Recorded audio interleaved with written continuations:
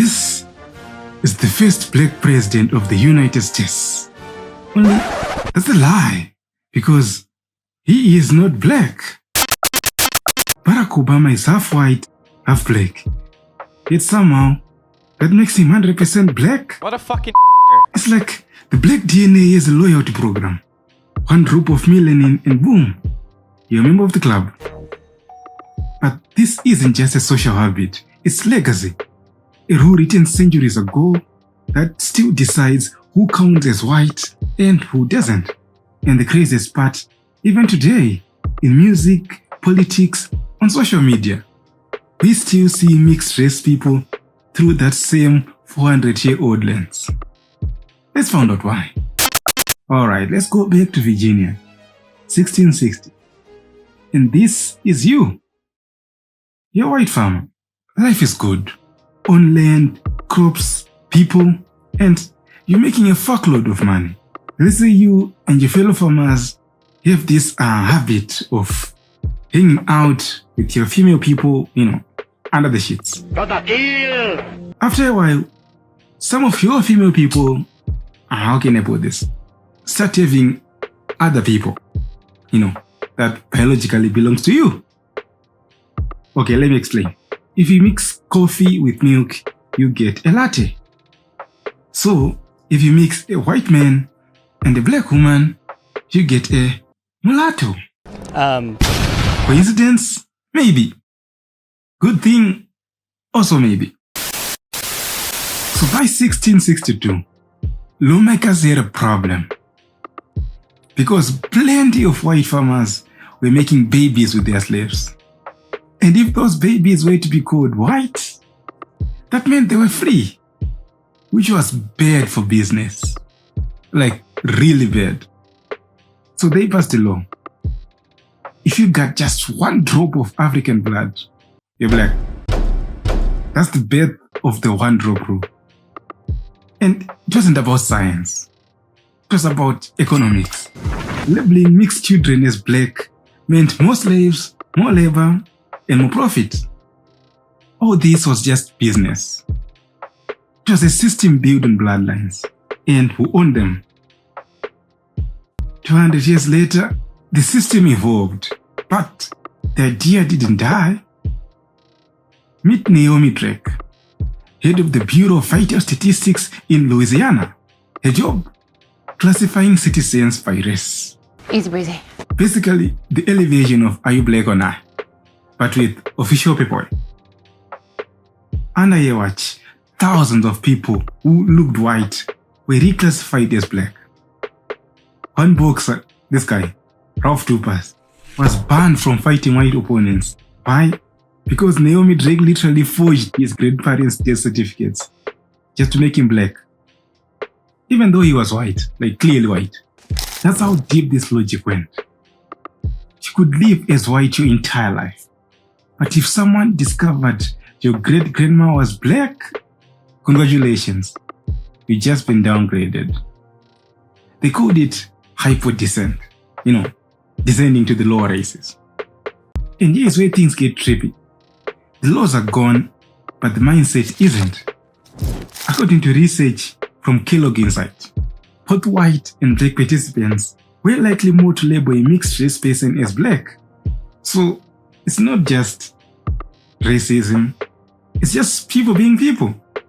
We evolved to set everything into categories. Safe or unsafe, tribe or outsider. Think of it like mental laundry. Whites, colors, delicates. You get it? What? You get it in a second. Once your brain builds those categories, it doesn't ask for updates. That's how the one drop rule went from legal code to subconscious code. Even when you think you're seeing a person, your brain is running an ancient software that is still sorting people by skin tone. So how does this show up today? Obama. Mom's white, dad's black. He also strongly identifies as a black person. Megan, half white, half black. She's the Black Duchess. And Tiger Woods, he's a black golfer.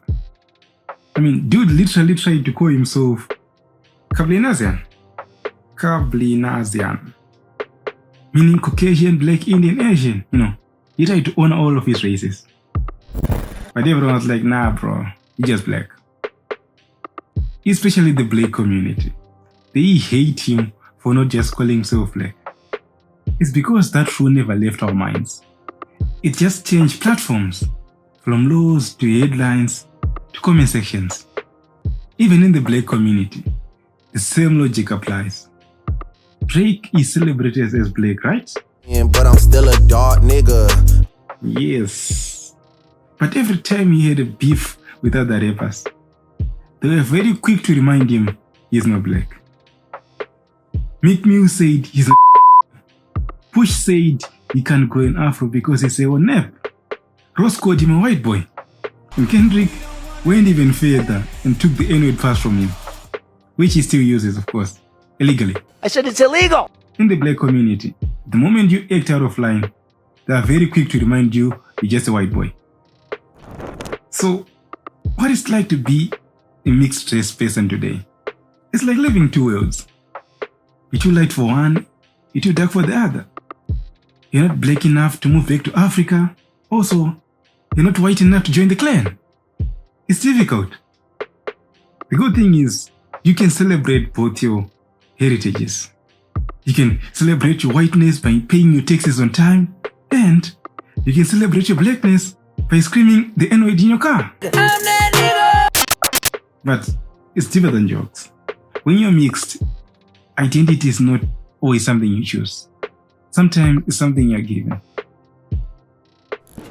And despite centuries of rules, labels, and laws, the truth is simple. Humans keep mixing. Because that's what humans do. So, why do we keep labeling people by fractions of their skin tone?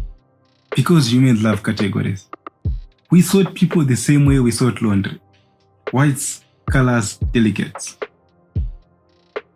And no matter how many times someone says, wash white colors separately, humans ignore all that. They keep mixing. That's why our gene pool is so strong. That's why our cultures are rich. And that's why our identities are so complex.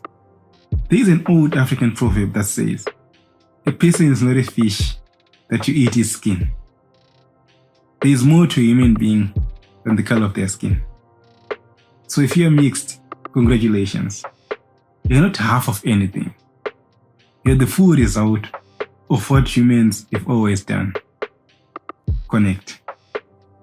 My name is Bova, and this is MyLooks. Make sure to subscribe and